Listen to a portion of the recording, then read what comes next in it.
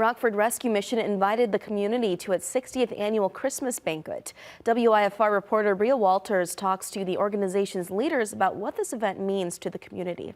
It's a wonderful time to give to folks who are really in desperate need. Guests were invited to the Rockford Rescue Mission Tuesday to enjoy a warm Christmas lunch consisting of ham, mashed potatoes and gravy, dinner rolls, and pumpkin pie. Rockford Rescue Mission says without the great work of the people who support the organization, a meal like this would not be possible. We do it with donors, the community, all putting together to do what we do, and that's helping people go from a place of homelessness and despair to a place of personal and spiritual wholeness. More than 80 people volunteered Tuesday to serve around 300 men, women, and children. Volunteer Dave Aldridge says it's important for everyone, no matter what their situation is, to have a Christmas experience. So I'm here on a regular basis, once a week at least, and then we also come here for the holidays to do this, to really spread as much as possible, spread the love of God.